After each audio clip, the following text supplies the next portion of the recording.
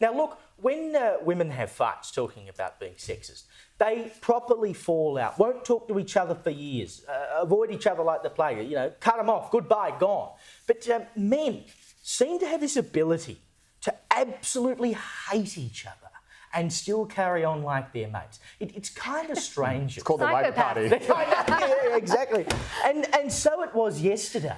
Zohran Mamdani, of course, the incoming mayor of New York, went to the White House to meet Donald Trump, as is customary for all new mayors when they are elected in New York. And they both exchanged barbs at each other in the lead up to the mayoral elections. Mamdani called Trump a fascist. The president called him a communist. But then he rocks up to the White House and they're laughing and exchanging praise instead.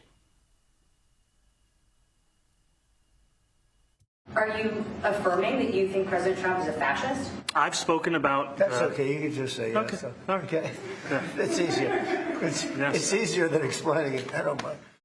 I mean, how good is that? He's asked by the reporters, what do you think about, you called him fascist before, and Trump just says, you can say... Unless you're Kevin Rudd. You agree, that's right. You said bad. You said bad. You said bad. He even said that Mamdani wants to make New York great again. But isn't that classic Trump, though? The Trump offensive, disarm, Trump is brilliant. He is a genius. Very clever. What he's done is he's actually detached this man from his base. His base in New York now hate Mamdani because he is hanging out with the fascist, right? So he's absolutely dealt him a blow, which I don't think Mamdani was never going to implement his socialist policies, free buses and city-owned grocery stores and capping rents. Those things were never going to work. So he was in a heap of trouble. He's never been an administrator. He's had a short term in the lower house in the New York State Parliament. And that's about it. He's never run anything, done anything. He wasn't going to have a clue. So it was going to be a disaster from day one. But Trump is saying, if it's a disaster, not my fault, I'm being nice to him. We're friends. It's okay. And when Trump turns on the charm, he melts people. You saw it with Bill Maher, the media commentator who hated Trump. Trump had him round to dinner. Maher is now, Trump is all right. He's a good man. He's a decent... He does it all the time. It's a brilliant skill that he has. The other thing is, he sent a message to the Democratic Party saying, see who I had in the Oval Office? Wasn't Gavin Newsom, he doesn't matter. Wasn't AOC, she doesn't matter. Wasn't Jasmine Crockett, she doesn't matter.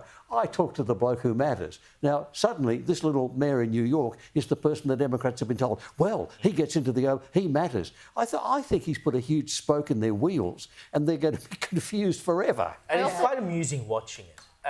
Because it's like, people have criticised Trump for a long time, he's too erratic and he's all over the shop and all this sort of stuff. But in that presser, and I watched it live yesterday morning, you get a window into the diplomat that Donald Trump can be.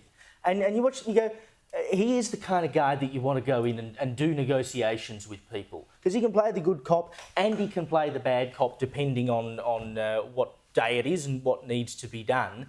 And when he says something, he means it. Whether he's being nice or whether he's being cruel. Whether he'll mean it tomorrow is another question. But it's quite something.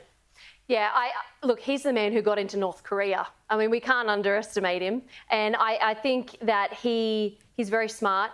He doesn't do anything by accident. But I also think it's important to remember this term that he was elected, he's not a loyalist Republican anymore. He's the one who brought in Elon Musk, who was a Democrat up until 5 minutes ago. He brought in Tulsi Gabbard. He brought in, figures like RFK.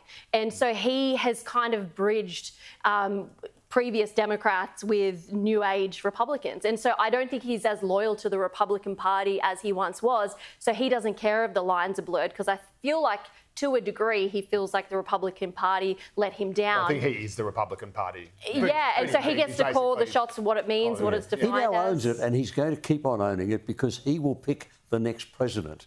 Right, so it's going to be J.D. Vance who becomes the next president, and that will keep the Trump. Zohran Mamdani now.